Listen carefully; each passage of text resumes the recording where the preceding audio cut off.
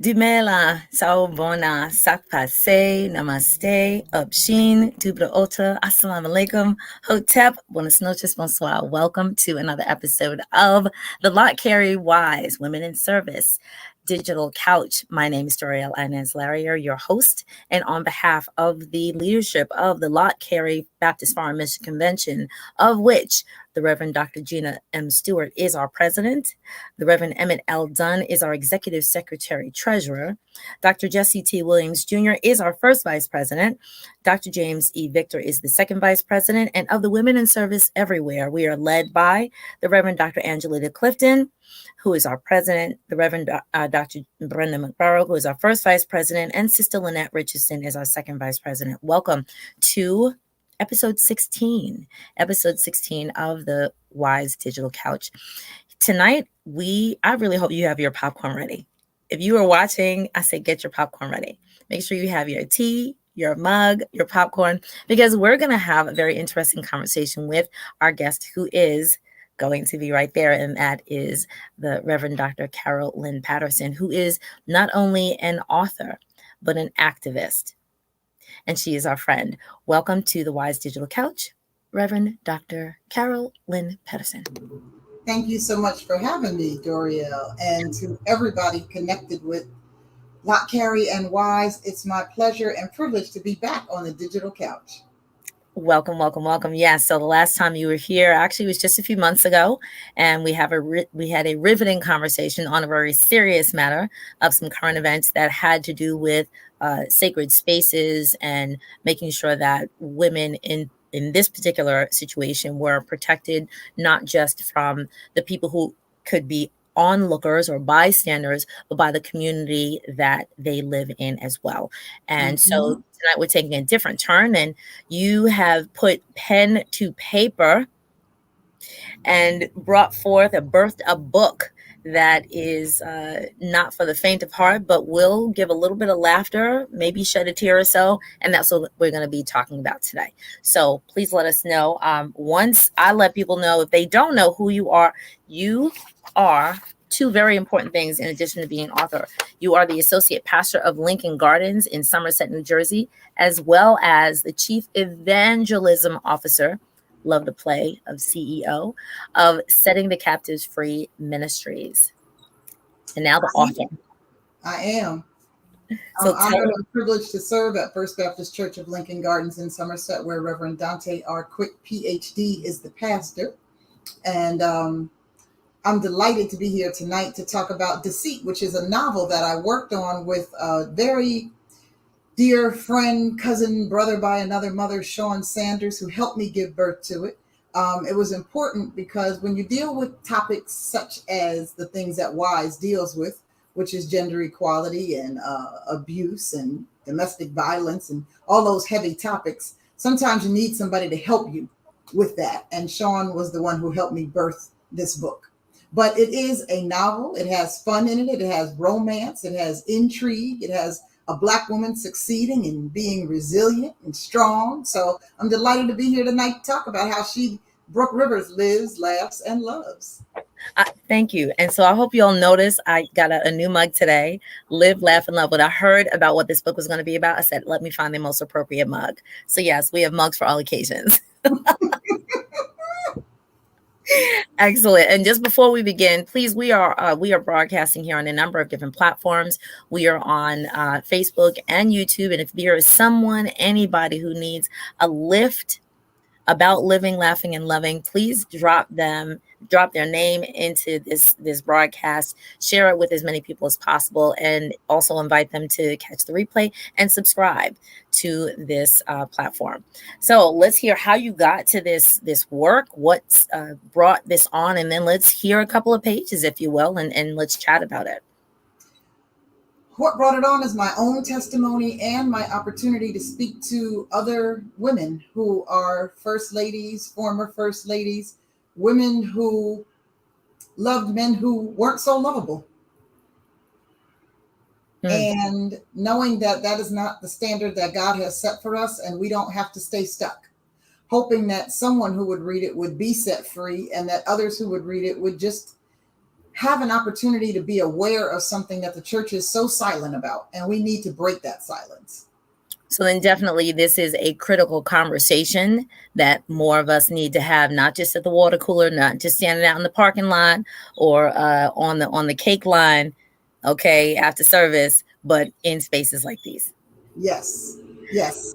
And then this whole topic of creating sacred, safe spaces, a lot of our conversations have been about physical spaces, buildings and places. And tonight I want us to talk about internal sacred, safe space, because unless we do the work on ourselves, wherever we are, we're still going to not be safe. So in essence, getting yourself right or showing up for yourself before you show up for someone else. Well, we're commanded to love our neighbor as ourselves. So we have to love ourselves right first. And unless we realize that we're worthy of God's greatest and God's best, we'll settle for something less, and that will dishonor God. Excellent. Excellent. I want to take a moment just before we hop into this conversation that there's a great number of people watching. I'm very excited. Please, if you would like, tap on the blue link at the top, which says StreamYard on your own platform so that we can see your name. Because I see about 9 comments, but I only see 3 names. So if you would love for us to just give you a little shout out or to bring your comment and or question up onto the stage, then I can do it once I see your name. Okay, let's hop in. Let's hop on in. So you mentioned a reading. I'm going to do a brief reading from the book. Excellent. And those of you, if you look at the ticker below, the little stream that's going below our names, you will see, there it goes. That is the link. I will put that link into the chat, and I've also put it onto our platforms. So if you click that link, I'll drop it throughout the presentation. You can actually get your own copy of the book, which of course you're getting a little foretaste of the book here, but of course you want to get your own copy. So I'm ready. Before I start reading, I want to say a special thank you to my dear friend, Reverend Dr. Angelita Clifton, who invited me to do this. And I just am so grateful for the opportunity. The name of the book is Deceit. It is a novel. It is not anything real serious and heavy. The novel is light and breezy and fun. And I'm going to begin reading. You may not control all the events that happen to you, but you can decide not to be reduced by them. Maya Angelou. This is a sign that Brooke saw in her therapist's office. I became hyper aware of the pit of anxiety that slowly formed in my stomach. Daddy's illness and his wishes, Elsie's critiques and not making partner, all of these things were outside of my control and towering over me like skyscrapers on the brink of collapse. I can decide? Really? I take a seat in the chair closest to the window. The soft creak of a door opening and a hey sarar caught my ear. Anita daintily slipped into the room. The kimono maxi dress she wore made her appear as if she was floating. Her long dreads styled into a crowning bun and a flower tucked on her left ear. Rather than taking the seat behind her desk, she chose to sit in the one across from me.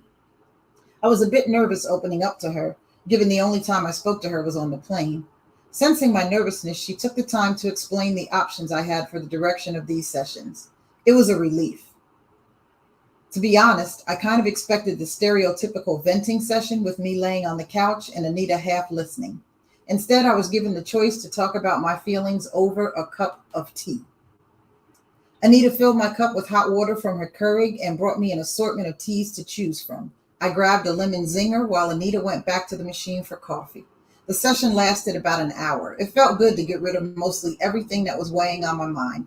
There was still a bit that I wasn't ready to share yet. I decided to schedule another session in a few weeks. As I was leaving Anita's office to head back to my hotel, my phone vibrated a few times in my pocket. That cheesy grin resurfaced again. Hello, Brooke. I hope you're having a wonderful day. You've been in my mind all day. I'm sorry if I'm coming on too strong, but I would love to see you again. If you're free this weekend, one of my favorite bands is performing at a jazz club I'd like to take you to. It would be a pleasure to drink in good music while in your company. Please let me know. Ryan. My mind raced trying to figure out how I was going to answer. Suddenly, I heard the sound of someone's throat clearing. I look up to see Anita was beside me. Everything okay, Brooke? You've been standing in the same spot for the last 5 minutes. Oh, yeah, I'm fine. Totally fine. I just saw something that brightened my day, I sheepishly answered. Oh, Major Day? I could tell by her tone she wanted to be nosy. Was it something from the gentleman that you recently started talking to? The way she asked, she already read me dead to rights. You could say that. He invited me to a show this weekend, but I'm not sure if I should go. She leaned back on her heel. Why not? You deserve to have a good time. You can enjoy the atmosphere and leave it at that if you're not feeling him. I know, Anita. It's just, I don't know how to explain it. There's something about him. I don't want to say I'm in love or anything drastic like that. He just knows how to make me feel like he could read my mind from wherever he is. I don't know.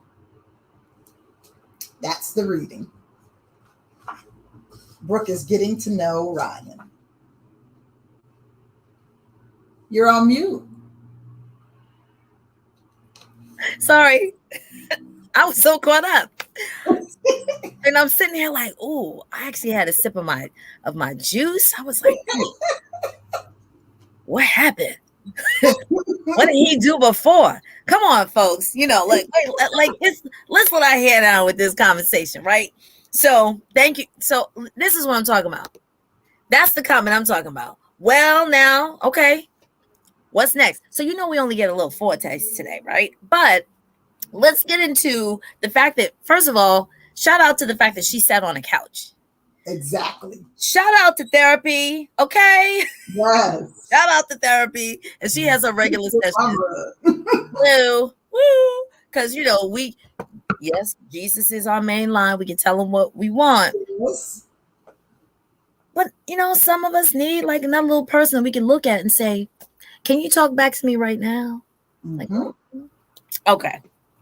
All right. So something happened before, and now he's like creeping back in.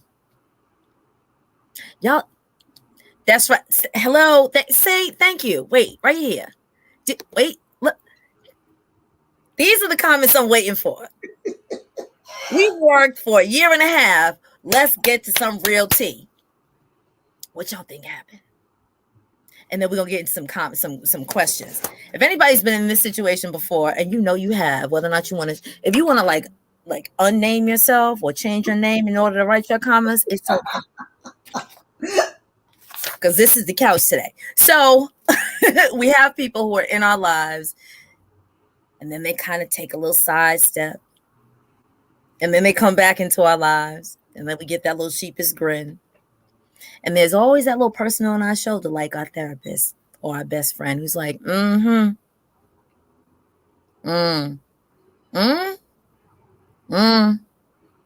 that's what it sounds like to me. That's where I think that's where we are right now. So let's talk about things that would happen after this.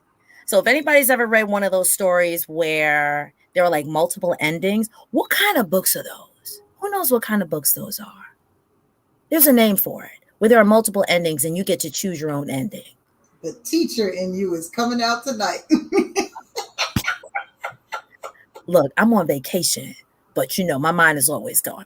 Well, of course, we can all rewrite. We can all write this story. We already have what's called like our sentence starter. We can sort of write this script. But according to the discussion we're going to have tonight, there are always questions that happen, and I'm going to wait a minute.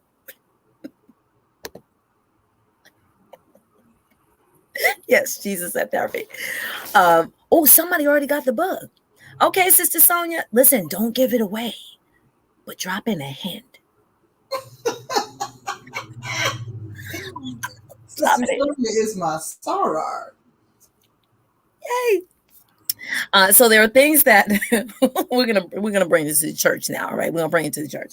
There are things that happen in our lives, in relationships, of course. That of course there are some good days. There are some hills to climb. I'm not gonna sing tonight, but that impact our heart, right? Our head, our life choices, and then there's some weeding of the gardens in our hearts and minds. So we're gonna talk about that tonight. So do you want to start? I do. I read pages 40 to 42. And at this point, Brooke has already met Ryan. That she's starting to feel him a little bit. He's starting to feel her a little bit. But I want to go back to what led Brooke to even end up in that office and on that couch. One of the sacred safe spaces that we most definitely need to create, as you just said, is in our heart. We have to guard our hearts and our minds because there's so much out there that can get into our hearts. And one of the things that happens that gets into our hearts, that's talked about on pages 25 and 26 of the book, Brooke goes to church. She wants to give thanks and praise to God for some pretty good things that are happening in her life. That's where she meets Ryan. But she ends up going to the women's ministry that night. And that night in the women's ministry meeting, the people who lead it are on this tear of every woman wants to get married. And she says it's the theme of the evening. And she says, as a matter of fact, some of the older women seem to find a way to bring everything back to that on every single occasion. If anybody watching or listening has ever been part of a church where the married couples seem to be more important than the single people, just put amen or yes or oh yeah in the chat. So I don't know if it's intentional or not, but Brooke says, as if I wasn't feeling haunted by my choices before I came here. She went there for some uplifting and instead got beat down and made to feel like she was less than complete because she was not married. And so my question and my comment is, sadly, there's a whole lot of churches that idolize the institution of marriage. And this does a great disservice to single people. The scriptures say we are complete in Christ Jesus. And if you wonder where that scripture is, it happens to be Colossians 2, verses 8 and 9. Okay, hold on a second. I need to elicit my stream team. Y'all know who you are. If you do not and you want to be a part of the stream team, this is what happens. When there is a comment or something that gives you an aha moment, I need you to type it as quickly as possible. Drop it in the chat. So say that scripture again. Colossians what? Colossians 2, 8 and 9. Colossians 2, 8 and 9. Come on, stream team, type it up. So I'm going to put that question up. Yes, it works. So in your heart, whether you are single, married, separated, widowed, or divorced, please ask yourself how espousing your view of marriage has impacted your life and the lives of others. So thank you for that question about, thank you to my stream team. Appreciate it. Thank you for bringing up the conversation of the married ministry and then the those who are by choice, because everything is a choice. Yes, it is. It's a choice, who are not married, that those who are single should not be have a finger shaken at them. And I just have to get real. I have to get real right now. Because I think that these conversations are very critical and we need to bring them to the table. Now, biologically, at birth, a whole lot of people say there are more males than females. We do hear that. We hear that. And there's a lot of studies to attest to that. By the age of 5, that number shifts. And then there are more females than males. Now, if the book that we follow say that there is to be, come on now, y'all know where I'm going with this, 1 male for every female. That's the book that I read. Somehow, some way, that doesn't equal out. And then we have to look at those people who move, those people who make life choices and they're then unavailable. Those people, if you want to stay within a cultural framework, a religious framework, a racial framework, that number can get smaller and smaller. And so, does that really equal out? And therefore, people within the church have a smaller population to choose from. So if we're to say there's supposed to be 1 man for 1 woman, somebody is not going to stay within all of those, what do we call them, categories, where you are, you know what phrase I'm going to use, equally yoked. All right, thank you. See, here we go. And let's add that. I didn't want to say it, but let's add that. Mass incarceration. Hello. So, that kind of works with our numbers here. So what say you? And this is, again, the open conversation. So I'm going to be reading the comments. So those numbers, while I certainly agree with you, in my sense, are some way out of our control. And the part I want to focus on is what we can control. So what I'm concerned about is how many of us have ever tried to tell somebody that was in a bad relationship, oh, stick with him, girl, because of what you said. You might not get nobody else, but you don't ever have to stay in a situation where someone is not honoring you and loving you. We talk about the man being the head of the house. The man should love his woman as Christ loved the church, his wife, and Christ sacrificed himself for the church. Some people stay in something just to have a man because of those numbers you said, and they don't want to be alone. But what I love about Colossians 2:8-9, it tells us we are complete in Christ Jesus.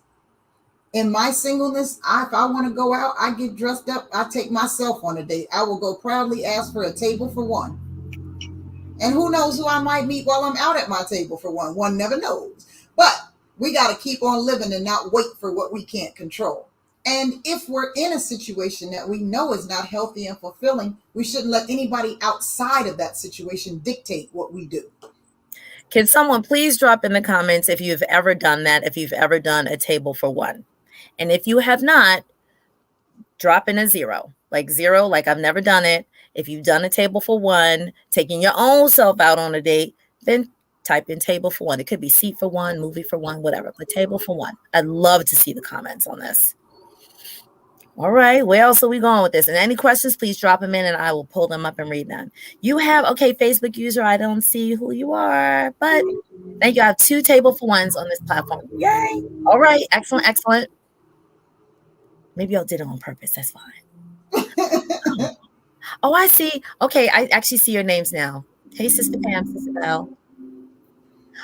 Oh, I love this comment here. You must learn to treat yourself well. You must. Can I ask this question? Who has gone on a trip by themselves? Passport stamped. I love this.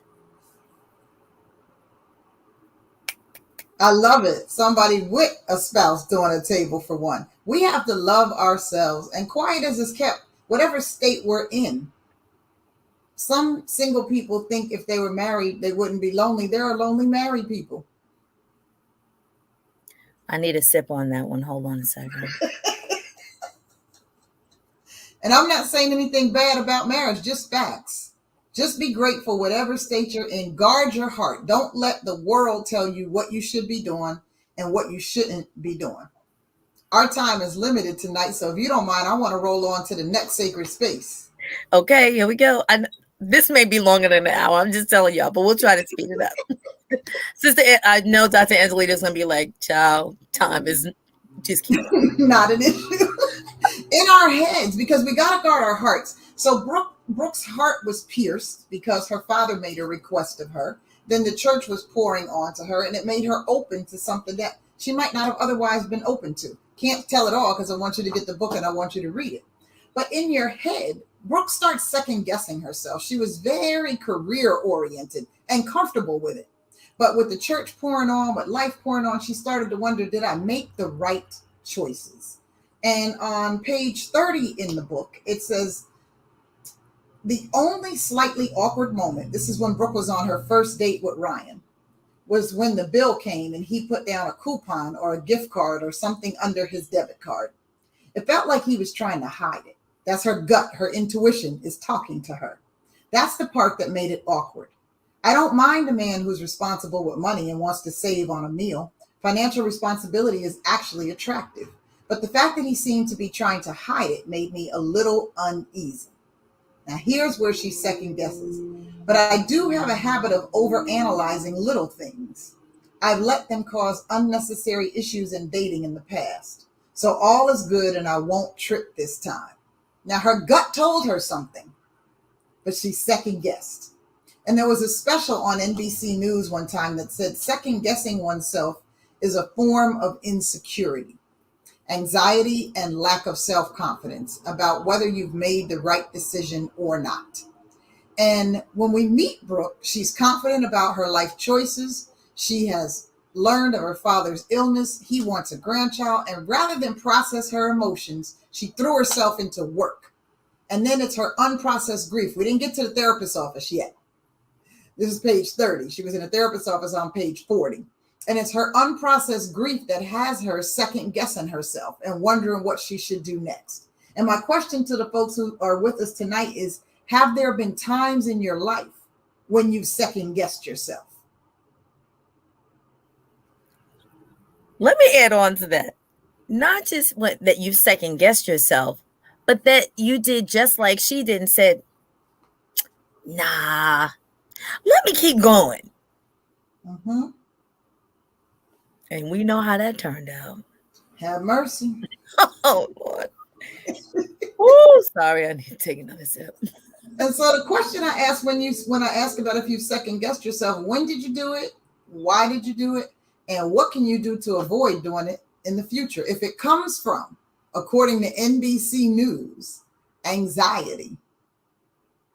And what is anxiety? When we worry about stuff that's outside of our control. If it comes from a lack of self-confidence, if it comes from insecurity, what can we do? We got to do the inner work. Explore what it is. Go to that place. What makes me think I'm not worthy? What makes me not trust my own voice? Figure this stuff out.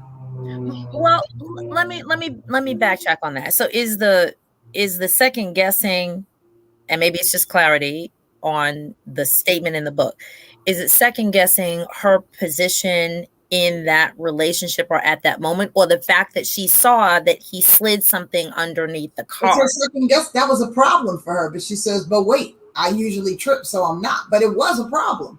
My grandfather used to always tell me, follow your first mind, child. And usually our gut, our intuition, whatever comes up there, that's the thing. And it's usually when we ignore that. Like you said earlier, she said, I'm going to keep going. When she could have said, this guy's broke, I'm going to move on. And not that we want to be gold diggers, but we can do well on our own, right? Okay, so now this is a woman-to-woman conversation. I know there's some brothers watching. And brothers might second guess too. Is she the right one? What about this? Hey.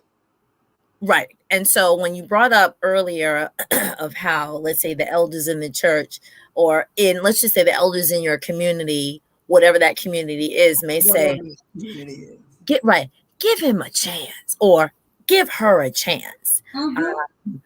Because if let's talk about judging the book by the cover, it could be, and let's talk about a community that we have spoken about here on the Wise Digital Couch in the past, those people who have had to, let's say, had some bumps and bruises and had to transition back into whatever regular life is. And let's say they've been through some incarceration. Let's say they've been through maybe some substance abuse. Let's say they've been through some, broken relationships where one person didn't treat the other person, but they've done the work, right? Mm-hmm. And we can't necessarily say if they've completely been healed, right? And so shout out to Dr. Clifton, who's done a phenomenal job at TIM, Trauma Informed Ministry. Mm-hmm. So when someone comes and says, hey, I'm ready to try again. Hey, I'm ready to, could that red flag be, remember when you used to, but they could say, I was, but I'm not now. Well, anybody and everybody deserves a second chance. We all make mistakes. What I'm talking about is when you know that your gut is telling you something and you allow somebody else to make you question what you know your gut is telling you. Is that connected to gaslighting? It could be, very much so. And again, no one knows what goes on in our interior landscape except us. So I once had somebody tell me, if you lower your standards, you could probably be married. Yeah, I probably could. Why would I lower my standards? That's the kind of second guessing I'm talking about. When you know what's right for you, or you know what you know that you know, and you allow something external to make you doubt it, that's not healthy.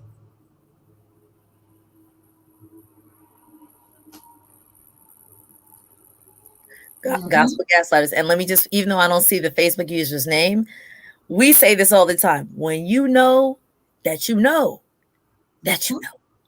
Yes. All right. Thank you for the comments. I'm seeing them on multiple platforms and I'm trying to put them up as fast as possible. Thank you so much. Invite more people in. You know this is good tea. You know this is good tea. Okay, we're gonna go on to the third part. So we're talking about doing the work. Yes, your heart and your head. You got to guard your heart because there's so much out there. And you got to guard your mind. And then what you feel and what you think, Jesus says, as a man thinketh, so is he. It gives birth to what we do. So our third area is in your life choices. And in Brooke's case, pages 30 to 30, 32 to 33 in the book, she's on some, while I don't want to disappoint daddy, her father wants a grandchild, I'm so close to her goal of making partner at her law firm. I've been working toward and waiting for this promotion for a long time, and I've earned it. That's where her head is. Her heart too. But the church mothers are constantly pushing marriage.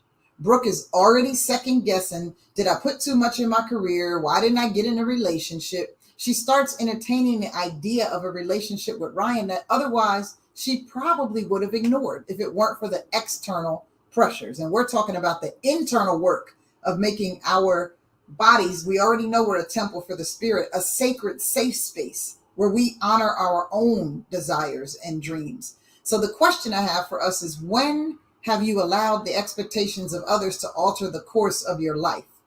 What have you done to satisfy somebody else?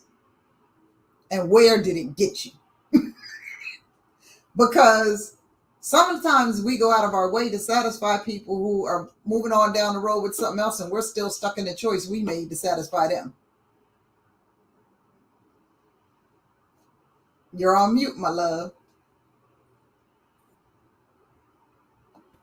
I was actually trying not to laugh. Okay. I wanted to say when they've sort of like in essence like handled their comment in your life, and then they've gone on to handle somebody else's, and you then make a decision based on what they said at that moment, and then they've gone on down the road, and if the chip should fall where they may, and you need that person to say, well, I went on your advice, they like, child, what I don't forgot what I said. Exactly. When did I tell you that? I told you to do that. I don't think I meant it. If I'm, come on, folks. You now who's been that person to say it?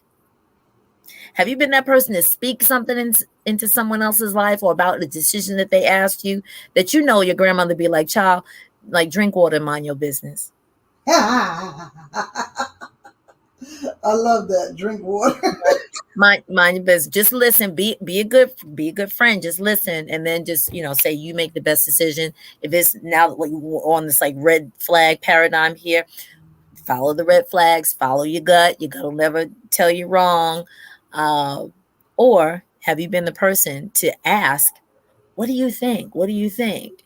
Instead of looking in that mirror and be like, "Well, what do you think?" Precisely. And we might need to sit still and be quiet sometime and just think and just pray. But we're busy texting, calling, getting opinions. We don't need opinions. We need to know what's going on the inside. What does the Lord have to say about it? I love this comment. That's what you're taught to do to be a good wife.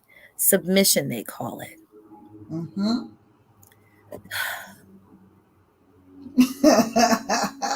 And you know who people love the most? People who are free spirits, independent thinkers.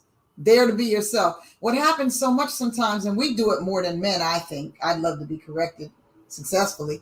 But we change in a relationship, and then we don't like the person we've become, and we wonder why the other person doesn't like us.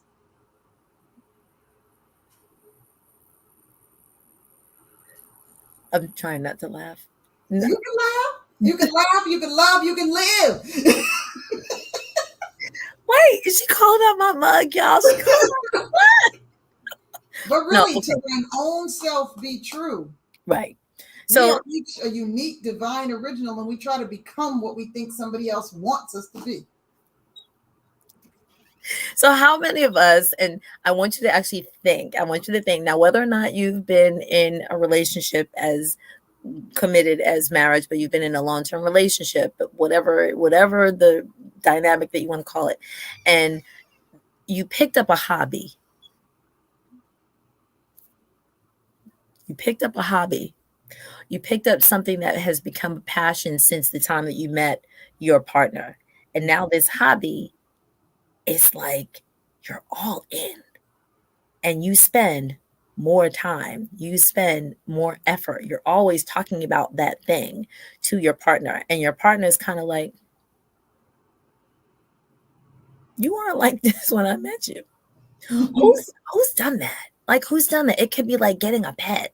It could be adding a member to your family, whether it's a newborn or it's an elder, but you're all in. And the connection, the focus, the concern for your partner is now sort of diverted. That partner's sitting like this. What about like our Friday nights? What, right? Okay, thank you for my 100. Thank you. Anybody's had that or done that? Like, drop it could be knitting. I don't know. It could be like the ball games. It doesn't matter. But something that you presented to the person initially, and then you grow to add more things in your life, not because you don't like the person that you're with, but as you grow, you just find certain different interests. But then it takes away that focus, and they say, you changed. I'm just saying. And thank you for all the additional people that we have. How about this? Okay, wait, we have a question. This is a very important question. Dr. Lynn, watch this.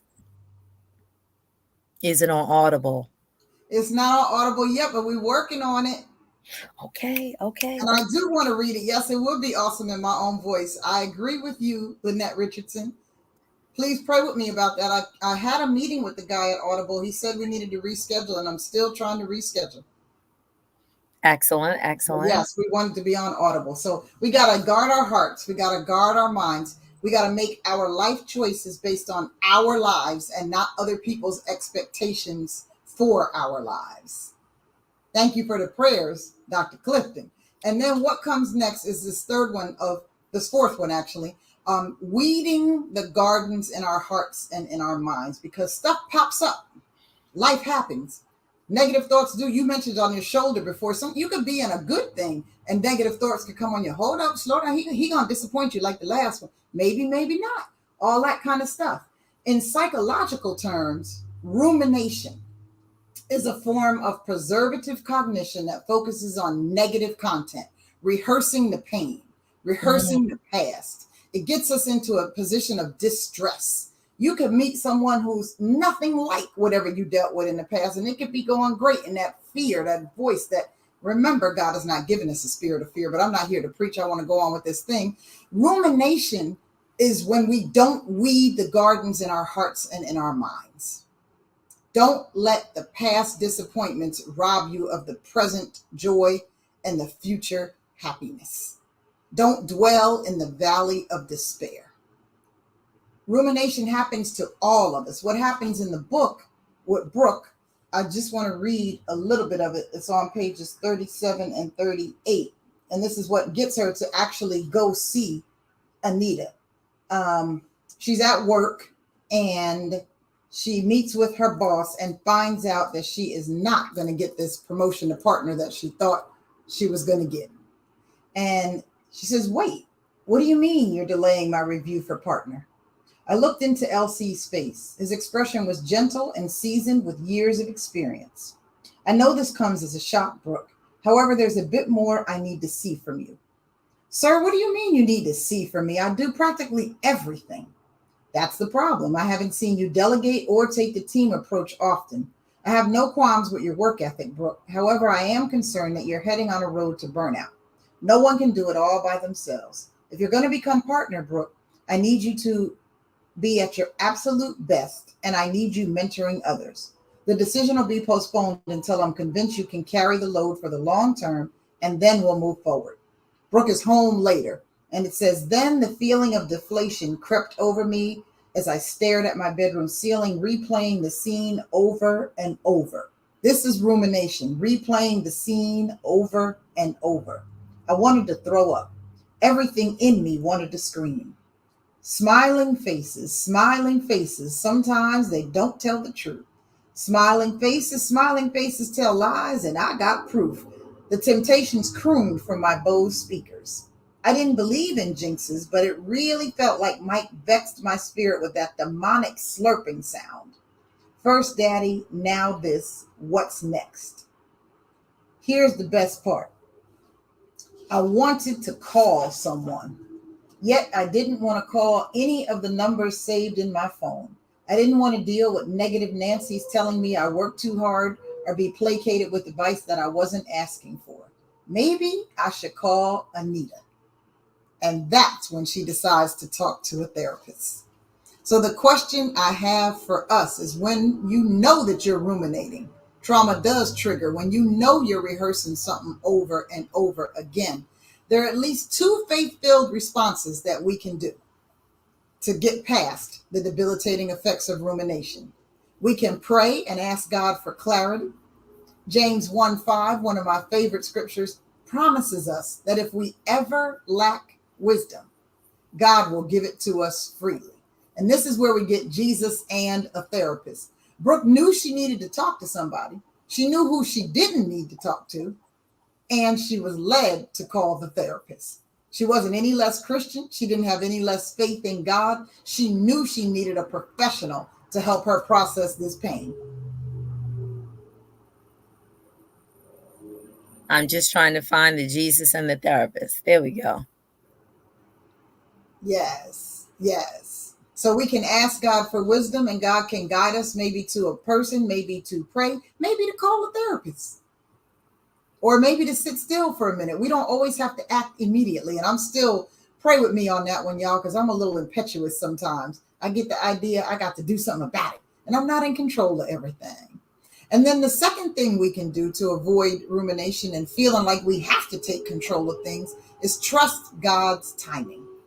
We often talk about Proverbs 3, lean not to our own understanding, trust in the Lord, but we don't get to that next verse that says, be not wise in your own eyes.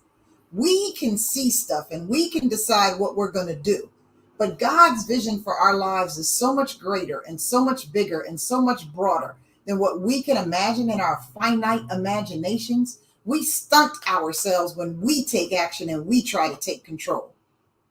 Don't rehearse the pain. Don't rehearse the drama. Don't get outside opinions. Weed the garden in your heart and in your mind. Think about what you're thinking about. Don't entertain every thought that pops in your head. When you know it's not good for you, let it go. You know, I was singing, let it go, let it go. The Frozen song. I love it. Thank you so much for all of these comments. They are so on time, and I'm trying to play the digital DJ here by putting up these points at good spots. So if I can just refresh, we had the first one, in your heart. Ask yourself how espousing your view of marriage has impacted your life and the lives of others. In your head, have there been times in your life when you have second-guessed yourself? I know I have. In your life choices, have there been times in your life when you have second-guessed? Oh, sorry. Oops. Oh, there we go.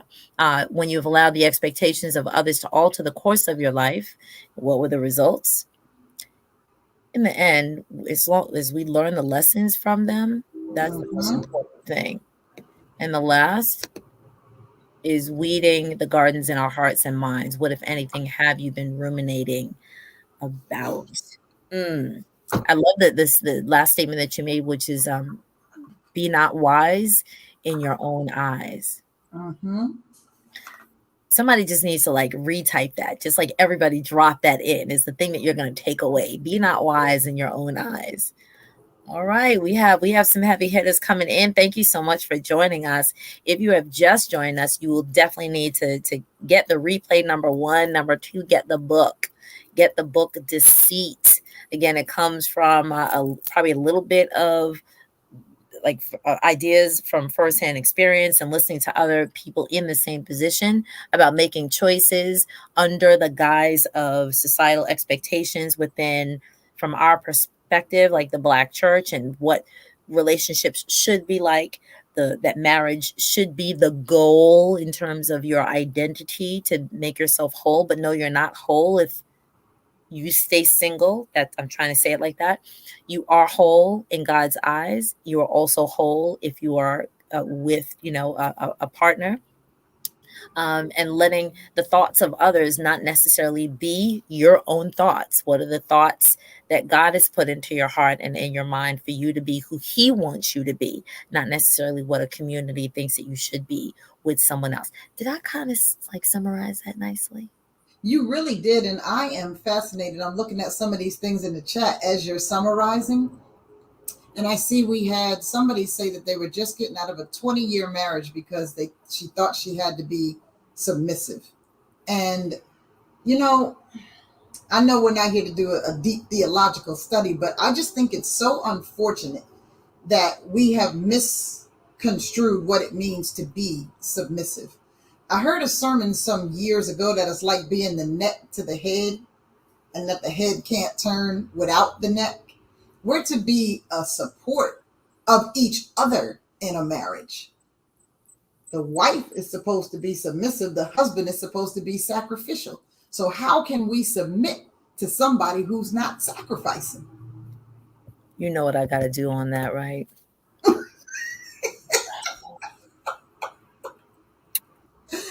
then there's other one that people are asking, what's wrong? Nothing is wrong.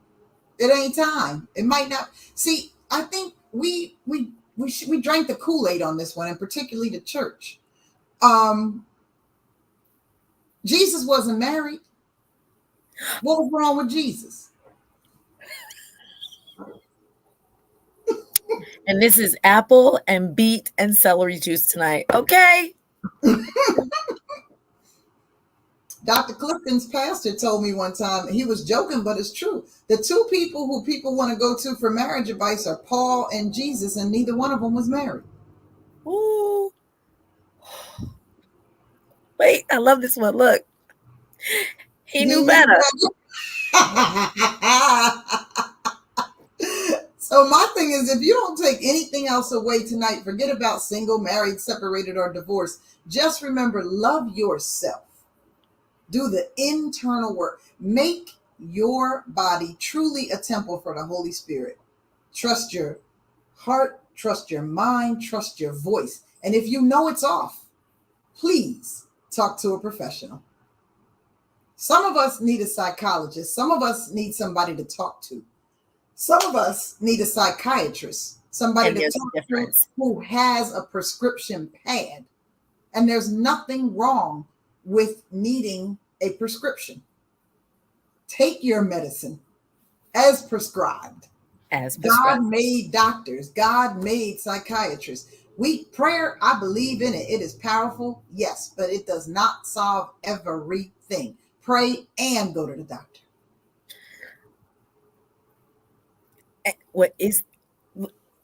I'm sorry. I know this is a digital space, but is there one?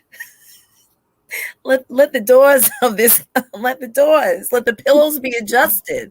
Write that down, somebody. Write that down. Let the pillows be adjusted. Come, see, y'all are with me. Now, what is this fabulous one here from Phyllis Larriere? I is in the middle of anxiety. That's mama. That's my mother. Ourselves at the center, we are in trouble. Mama trying to show out right now. She's right, though. And do you know what? Illness becomes wellness when I becomes weak. What?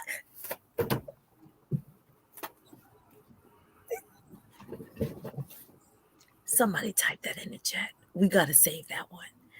Y'all comment on that. Wherever you are, whatever platform y'all are at tomorrow, just type that.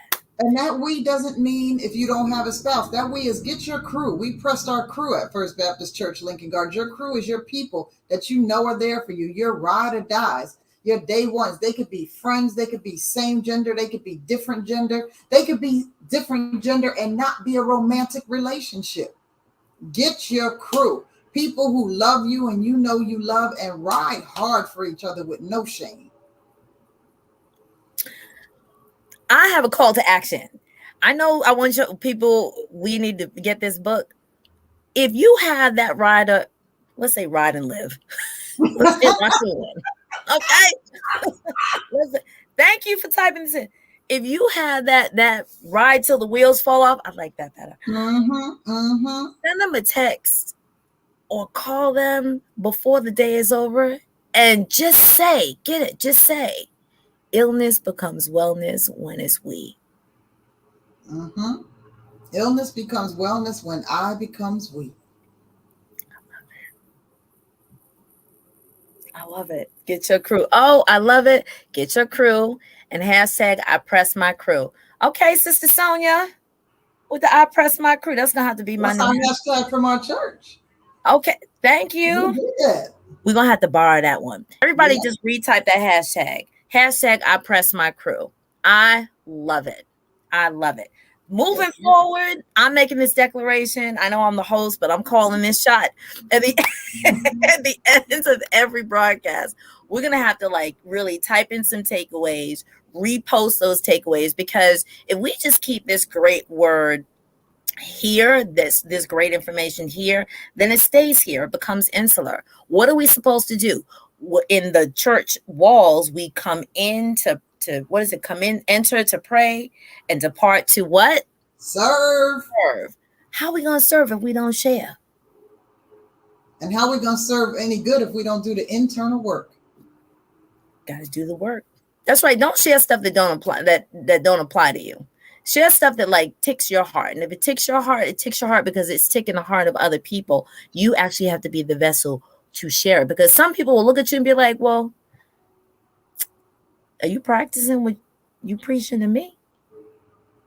They'll take it better from somebody who's actually what? Walked in those shoes, sat in that seat, ate from that plate, and like, you know what, sis, bruh, I'm actually speaking from experience. They're going to be listening a little bit more. I just walk the walk, live by example. We did I press my mind. Ain't nothing wrong with getting that help. And now we're doing I press my spirit. Yeah, our stewardship we're on that for job. You got to love yourself. And if you already got Deceit and you read it, thank you so much. And if you didn't get it yet, please do. And I would hope and pray that you might talk to your church about reading it as a ministry, as a group, because it has a lot of truth in here that we could use that is not often talked about. And that's right, Dr. Clifton, do not be ashamed of your lived experiences. We overcome by a power of our testimony. That test becomes what? The testimony. Yes. You start out as a victim, but you do that to become a what? A victor. What's the other one that we use? Thank you, Tisa Joyner Nance, for having the book. Excellent. Thank you. So, thank you for the Facebook user. I can't call your name. Oh, okay. That was her. Got it. Thank you, Tisa. Wonderful. Thanks so much. We have so many people on. Again, we're on multiple platforms, and I'm actually just counting. Listen, y'all continue to share this. So here's, if you're within the Lot Carry Wise Salt group, this can only be shared within it on Facebook. If you want to share this with someone who is not a part of Lot Carry Wise Salt, first of all, get them in. We will approve them. You know, we got to vet them, but we'll approve them to come on in. Then they can share that. If you're on my personal page, then it's on my page. That can be shared easily. The other thing is that it's on the Lot Carry YouTube TV page. Amen. It is on the YouTube. Lot Carry YouTube. Take that link and drop it in anybody's text, DMs or what have you. Share the information with someone who may not necessarily be in the group. We look forward to see. Well, let me just put these last two comments up. We look forward to seeing people, of course, not only get the book, share the word. If you can, bring it to your church, and to maybe a women's group, maybe to a young women's group, right? Maybe it is to the single ministry. How about if it's to the married ministry, to say, can y'all just please stop pointing the finger at us? We okay. We okay. We are complete in Christ Jesus. There you go. So, but think about just the wonderful leadership that we have here. Dr. Clifton ain't married. Dr. Stewart ain't married. And they're still happy and complete in Christ Jesus. Beautiful, gorgeous, brilliant women.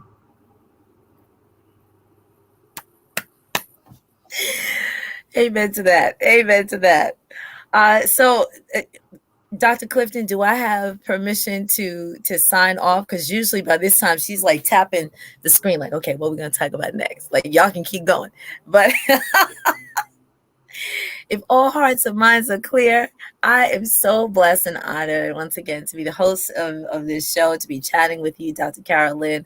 I am bowled over with the greatness that we all have and that we are sharing from our lived experiences in order to improve the lives of others. And that is what we do here at Lock Carry. We come alongside. So Dr. Carolyn is doing just that. She's coming alongside us with this work, with this novel, with this woman's work.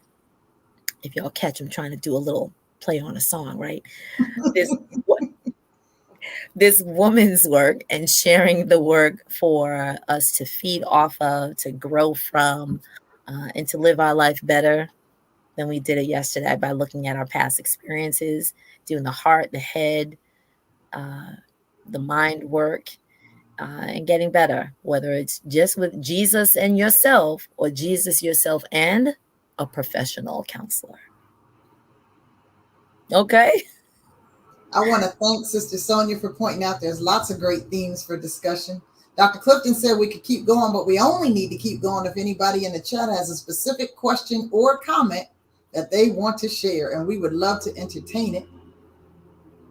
It doesn't have to be about the 3 things we discussed either. If you read it and you got something you want to share, or anything else that what we touched on. Summer reading, oh, it would be fun. Yes, it would.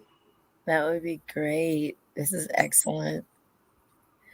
So if anybody, and I'm looking to the side because I'm looking on another platform to see if I see anything different. But if anyone has any additional questions or comments, that would be fabulous. Let me just check one more spot. Oh, there are people. Oops. Oh, so hold on. I'm looking from another platform. Someone is dancing. I love it. Thank you so much for Laverne Smith Cody, who's actually put a dancing emoji. Our churches must become no shame zones. I see that. I didn't see that before. Someone else said, now I know better. I'm going to do better. I am enough. Thank you so much, Mr. Laverne. Beautiful, beautiful, beautiful. Oh, Dr. Clifton says to help people understand how to do the internal work. And one thing we can do is just take a self-inventory. I actually have a link in the study guide, but while I try to find that, another thing I want to talk about is just examine yourself, like Paul tells us to do. What are your dreams? What are your hopes? God plants, the word says, God gives us the desires of our heart. God has planted dreams and hopes in each and every one of us. And what has stopped us? When we were little kids, we were free. Nothing could, we spoke what we felt in our hearts. We loved freely. We laughed freely. I'm not playing off your mug. I'm telling the truth. And as we grew older, things in life caused us to build up walls and to close off and to think that we couldn't. And what we need to do is intentionally tear down those walls, brick by brick. Actually, I have something to add to that. Over the past couple of days, I've been doing some Netflix binge watching, and came across, I believe it's called Who We Are, and it's a documentary of civil rights movement and let's say trauma-filled life of a Black man who grew up in a segregated community, but now he's become like this spokesperson. One of the takeaways that I always ask the same question, and it's going to be a part of my own segment, is at what point do we really support our young people with the idyllic imagery of, yes, you can be all that you can be. Yes, you can do it all. You can become, well, now we've had the first Black president officially, but you can do all this. And at the same time, we have to go through these lived experiences. And somebody, if you know what I'm talking about, which become the walls, our children see the walls, and then they start that smile starts to turn into a frown. Those shoulders back starts to droop. And then we wonder, like, why are our children sort of struggling with these things? And, at what point do we start sharing the stories of, hey, yeah, there are people that are not being treated appropriately. At the same time, we're expecting, yes, you come from greatness, and so you should walk like it. Some of these experiences are felt, and people will recognize it by young children as early as 4 and 5. As early as 4 and 5. And if you don't know what I'm talking about, just go back to the Clark study of the black doll and the white doll. And so when issues of self-esteem come and they rise up in our children, and therefore they spill over into our communities, and we say, well, why aren't you succeeding? What? Somehow, some way, we all as a community, as a village, have to build each other up, right? Have to support each other, have to pat each other on the back. And every touch and every handshake, positive hugs, high fives, and handshakes. I say to my young people, if it's not one of those three, like don't do it. It's not going to be supportive. But in thought, word, and deed, that we embrace each other, that we again support one another, so that we can really live, laugh, and love the way that God wants us to do that. And in the church, it's no different. In the church, we sometimes the gospel gaslighting.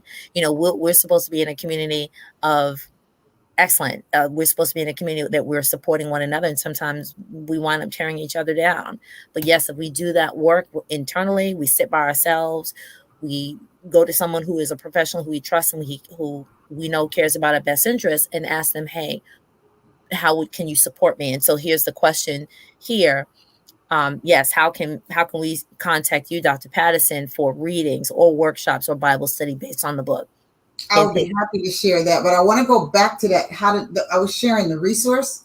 If anybody wants to write this down, it's the lawofattraction.com/self-reflection. And what's so important about it is because we tend to attract who we are and what we are.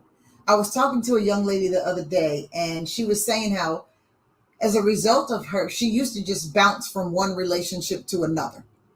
And as a result of her taking a moment, doing some internal work, looking at, immature people, the problem in a relationship was always the other person.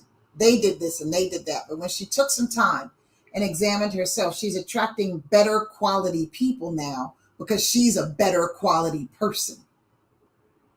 And it's the lawofattraction.com/self-reflection. Thank you for putting that in the chat. And it helps you examine what your own purpose is, and then when you know that, you can focus. We lack focus because we get too many external messages. Go deep within and see what God has for you to do. There's something that each of us, if we don't do it, it's not going to get done. And when you know what that thing is, then you're really living on purpose, and then you really are attractive to the right people and the right things. How can you get in touch with me? I'm so glad you asked. info@setcaptivesfree.com. info@setcaptivesfree.com. And I would be delighted to come lead a reading group, do a workshop, preach a sermon, whatever you want. Holla. Please make sure, to whoever has been moved and shifted by this reading, by this conversation, by this work, of course, you can DM us here. We can get the information to Dr. Carolyn. If you are a part of the Lot Carey Wise group, which most of you are, then she is within the group, and so you can DM her right directly from that page. If you're watching outside of the private Facebook page, then again, please send an email to info@setcaptivesfree.com, and she'll be able to respond to you. This, Dr. Clifton, absolutely. Do you see that, what she posted? 3 flames. This conversation was lit. Lit. Please make sure you get the book. Please make sure you contact Dr. Carolyn for future updates on doing this work in groups, which is fabulous. And please, if you are not within the Lot Carey Wise Salt Facebook group, please join us. Please. We have a lot of fun here. Let me work. Yes, we're doing good work. So those people who know what time it is also time for our annual session. I was not asked to do this, but we're only a month away. And so if you are not planning on showing up in person, not a problem. Please show up virtually. We will send you a wave from New Orleans, but we will be meeting in our annual session in about 6 weeks, which is pretty exciting. And so thank you so much, Dr. Carolyn Patterson. We are so blessed and honored to have you. Thank you. To Dr. Angelina Clifton, who heads this great section or segment of the Lot Carey Baptist Farm Mission Convention. And on that note, we will see you every Thursday on our Facebook page, where we would Don in Black, because gender-based violence is wrong and together we are stronger. And so Thursdays in Black is our clarion call on the Thursdays globally. And next month we will be here, same time, same place, with a different person on our digital couch right before session. And so we look forward to seeing you. And here's our last comment, and that is, please register for the annual session. Yes, Dr. Danielle Brown. Dr. Danielle Brown will be our guest. We're looking forward to that. Yes. Peace and blessings. This has been a beautiful session with you all, and we look forward to having more of these conversations. On this note, good night to everyone. Thank you again. Good night, everybody.